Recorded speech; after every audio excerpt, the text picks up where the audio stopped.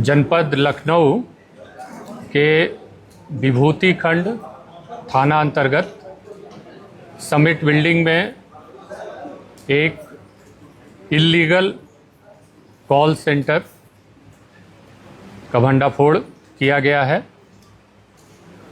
यह call centre विदेशी नागरिकों, विशेषकर यूनाइटेड स्टेट्स ऑफ अमेरिका के सिटीजन्स को साइबर फ्रॉड के लिए टारगेट करता था।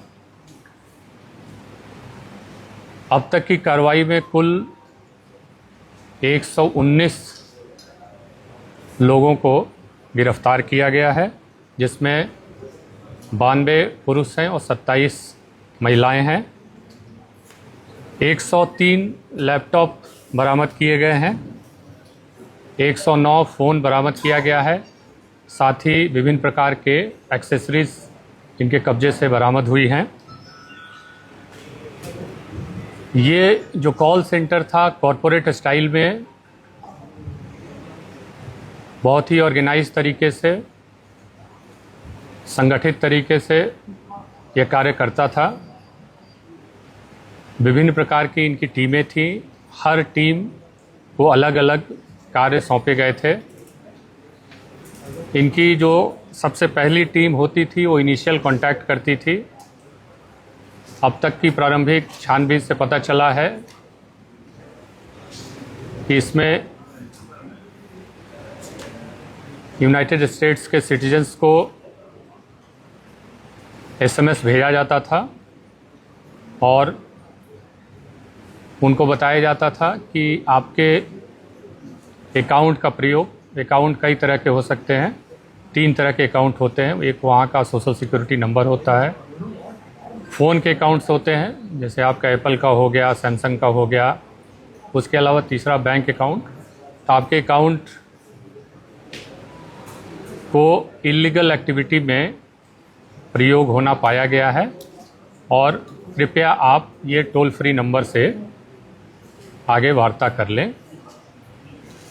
जब वो व्यक्ति उस टोल फ्री नंबर पे बात करता था तो यहाँ पे उसका कांटेक्ट होता था दूसरी टीम से, जिसको डायलर टीम कहा जा सकता है।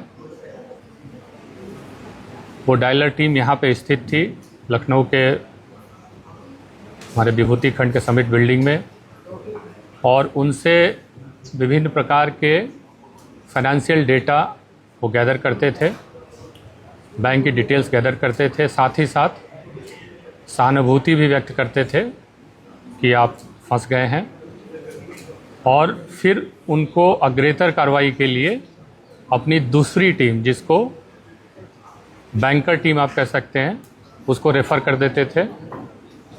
बैंकर टीम पहले इनके डिटेल्स को वेरीफाई करती थी और साथ ही साथ यह बताती थी कि हाँ, आपके अकाउंट का दुरुपयोग या उसकी संलिप्तता विभिन्न प्रकार के इल्लीगल ट्रांजैक्शंस में पाई गई है।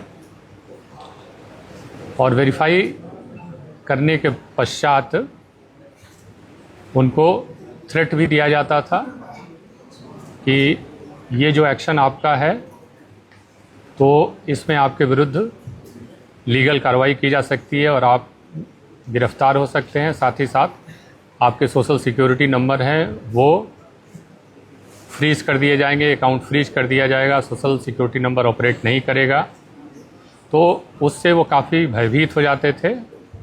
और तब सबसे लास्ट में इनकी एक टीम, जिसको आप क्लोज़र टीम कह सकते हैं, उसको रेफ़र किया जाता था, जहां वो टीम इनसे वार्ता करके इनको बताती थी कि किस तरह से आप इससे बच सकते हैं।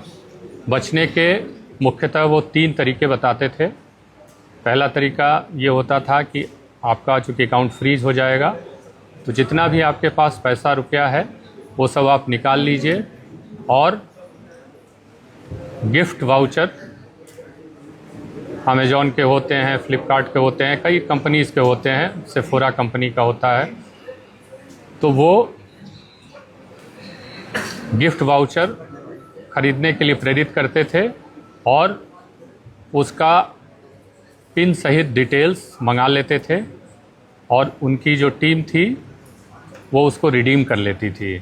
दूसरा तरीका ये होता था, क्रिप्टो के वॉलेट में मनी ट्रांसफ़र कराते थे, उसके लिए QR कोड देते थे। तो एक तरीका होता था कि उसमें आप डाल दीजिए और आप बच जाएंगे। उसके डिटेल्स मंगा के फिर ये अपने अकाउंट में डलवा लेते थे।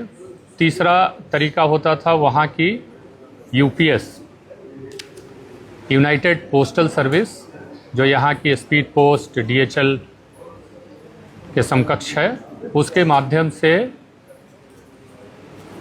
फिजिकली पैसे को, सोने को, चांदी को, जो भी उनके पास बहुमूल्य सामग्री होती थी, उसको प्राप्त करके फिर उसको रिडीम करते थे। और वो पैसा जो प्राप्त होता था वो हवाला के माध्यम से फिर यहाँ आता था। यहाँ जितने एम्प्लॉयज़ हैं उनकी मंथली सैलरी थी 30 से 40 हज़ार के करीब, प्लस कुछ लोगों को बोनस भी दिया जाता था। और यहाँ उनके ट्रांसपोर्टेशन की भी व्यवस्था थी और उनको यहाँ पे ठहराया जाता था। तो कुल 119 लोगों को हम लोगों ने गिरफ्तार किया है और माननीय न्यायालय के समक्ष उनको प्रस्तुत किया।